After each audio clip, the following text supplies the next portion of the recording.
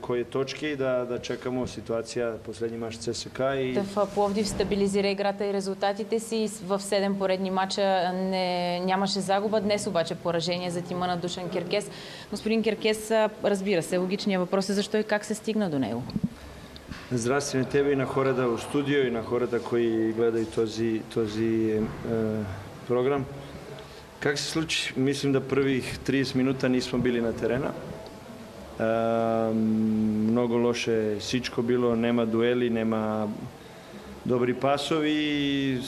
Sa odbor koji ima kvalitet kao CSKA je normalno da sled toga bude 2-0. Sled neki promeni, da kažem 10-15 minuti prvo polovreme i drugo smo igrali dobro, imali smo naše šansove, ali moraš da vkaraš gol ako iskaš nešto da promeniš, da smeniš. Sigurno sam na rezultat tužan i nisam zadovoljan i na prvih 30 minuta, ako sam kazao na moji futbolisti, mnogo je važno da start na mača bude dinamičan, sa energija, dueli, da to pokažemo.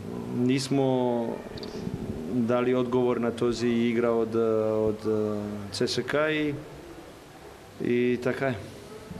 Като че ли вие като наставник направихте почти всичко, което имахте възможност да направите? Имам предвид и постройката, и смените, които направихте, и вътрешните рокади. Защо обаче не намерихте аргумент, с който да се противопоставите?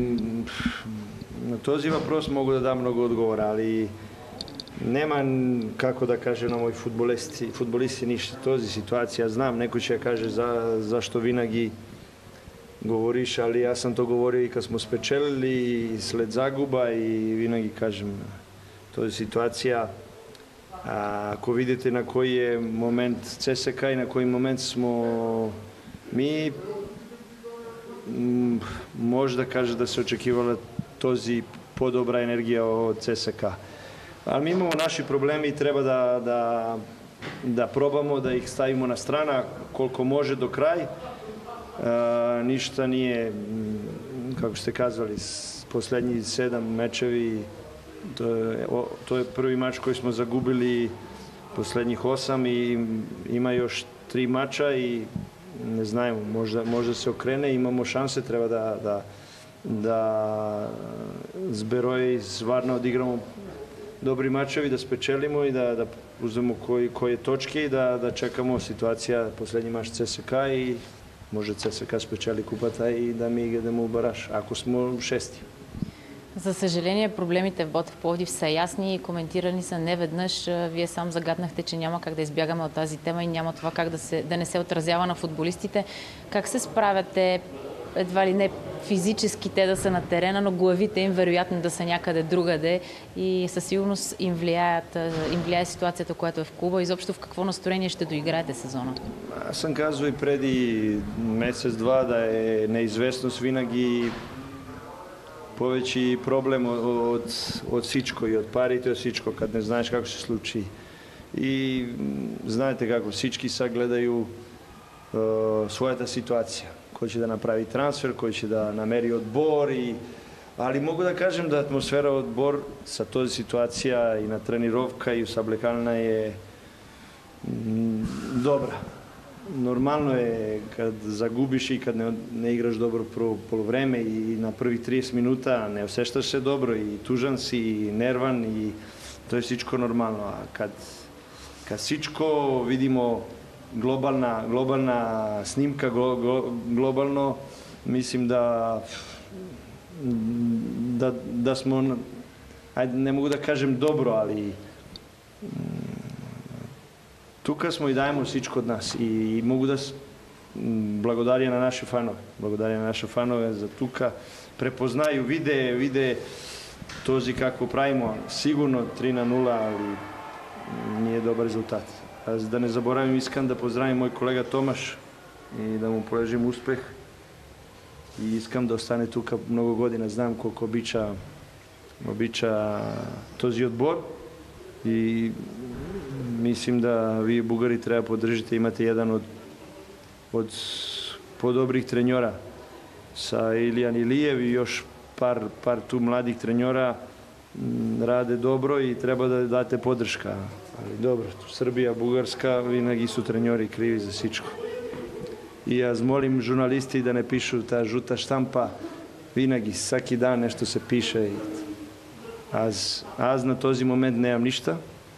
Аз чекам да свршим и да видим како ќе се сврши. А на този момент Кипар, този одбор, тоа е многу јело, как се каже, жута штампа, исто да, и тоа се никој не проверава ништа. Тука у Бугарској се пише, како се чуе на улица, на стрит, тоа може да пише и тоа е малко ружно. Малко не е хубаво. Аз респектирам и ваша работа на всички журналисти, али мислим да журналисти треба да респектирају и нас треньори. Многу е ружно да се пише за мене така и за Томаш.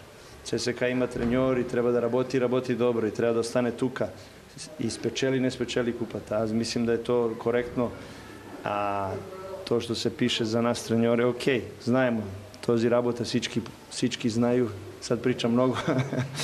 Поддршка за Томаш и за мои колеги. Зашто казам тога? На неки моменти аз сам имал поддршка од njega, Илијан Илиев и још неки треньори ту Бугари, иако сам чужденац, али тако гледам ја, ми смо колеги и всички треба да се респектирамо. Да, ривали смо, али без респекта меѓу треньори нема нијан треньор да врви напред. А дал сам ја Керкезовиќ или нисам, или јас сам дошол тука да узем на нека работа, то чуo сам неки интервјуи многу ружно од неки треньори и казвам, ако погледате други хора и на пример Кипар, тука многу бугари работе, многу одбора работе бугари. Ако погледате, кажем, друга држава, колку имају треньори чужденци. Така да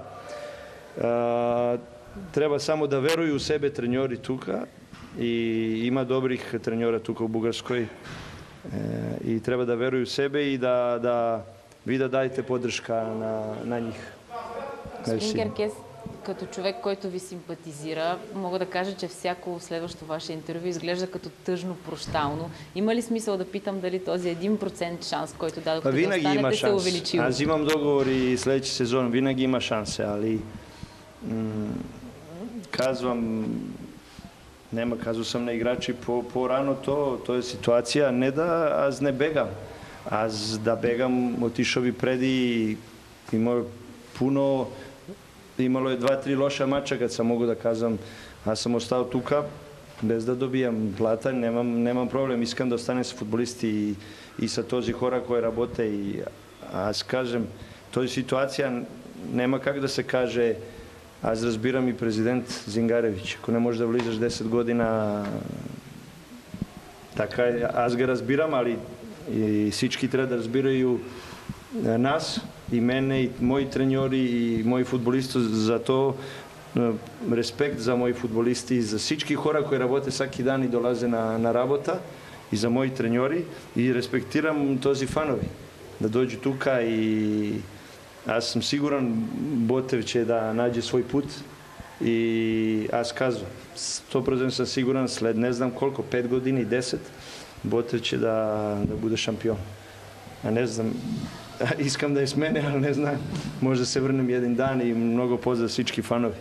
И хвала на тебе и на твојата телевизија, всички винаги од први дан имам тука респектирање, јас сам така, винаги е прво респект и благодаря. Благодарим и ние, и действията, и думите ви са достойни, и за нас е удоволствие такива хора да работят в българския футбол. Приятна вечер на всички. Така е. Мерси.